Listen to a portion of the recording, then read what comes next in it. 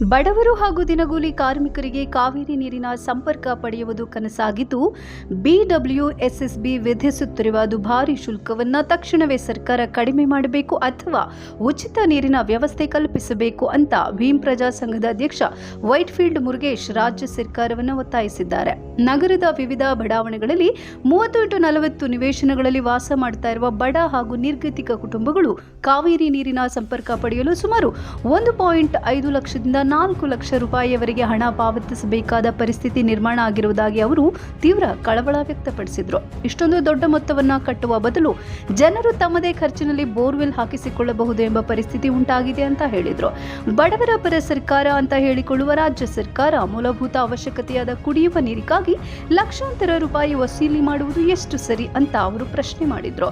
ಪ್ರತಿದಿನ ಕೂಲಿ ಕಾರ್ಮಿಕರಿಗೆ ಜೀವನ ಸಾಗಿಸುವ ಕುಟುಂಬಗಳು ಒಂದು ಹೊತ್ತಿನ ಊಟಕ್ಕೂ ಪರದಾಡುತ್ತಿರುವಾಗ ಕೇವಲ ನೀರಿನ ಸಂಪರ್ಕಕ್ಕಾಗಿ ಲಕ್ಷಗಟ್ಟಲೆ ಹಣವನ್ನು ಹೇಗೆ ಪಾವತಿಸಲು ಸಾಧ್ಯ ಅಂತ ಸರ್ಕಾರದ ಗಮನ ಸೆಳೆದರು. ಮುಖ್ಯಮಂತ್ರಿ ಸಿದ್ದರಾಮಯ್ಯ ಹಾಗೂ ಉಪಮುಖ್ಯಮಂತ್ರಿ ಡಿಕೆ ಶಿವಕುಮಾರ್ ಅವರು ಬಡವರ ಕಷ್ಟವನ್ನು ಅರಿತು ಅವರಿಗೆ ಉಚಿತವಾಗಿ ನೀರಿನ ಸಂಪರ್ಕ ಕಲ್ಪಿಸುವ ನಿಟ್ಟಿನಲ್ಲಿ ತಕ್ಷಣ ಕ್ರಮ ಕೈಗೊಳ್ಳಬೇಕು ಅಂತ ಮನವಿ ಮಾಡಿದರು.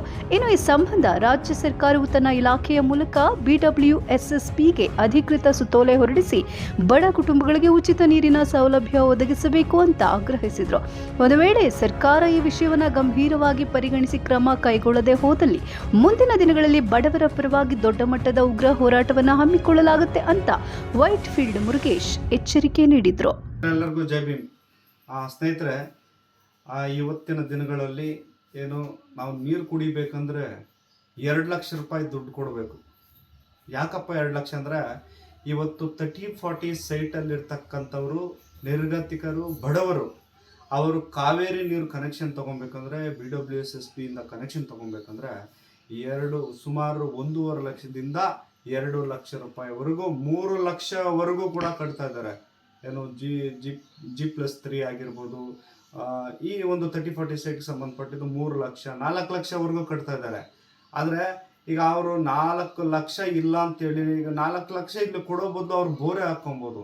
ಆದರೆ ನೀವು ಸರ್ಕಾರದವರು ಬಡವ್ರ ಪರವಾಗಿ ನಾವು ಇದ್ದೀರಿ, ಬಡವ್ರಿಗೆ ನೀರು ಕೊಡೋಕ್ಕೆ ನೀವು ಲಕ್ಷಾಂತರ ರೂಪಾಯಿ ಕಲೆಕ್ಷನ್ ಮಾಡ್ತಾ ಇದ್ದೀರಾ, ತಾವು ಬಡವ್ರ ಪರವಾಗಿ ಎಲ್ಲಿದ್ದೀರಾ ಅಂತ ನನ್ನ ಒಂದು ನೇರವಾದ ಒಂದು ಪ್ರಶ್ನೆ. ಹಂಗಾಗಿ ಬಡವರಿಗೆ ಉಚಿತವಾಗಿ ನೀರು ಕೊಡಬೇಕು.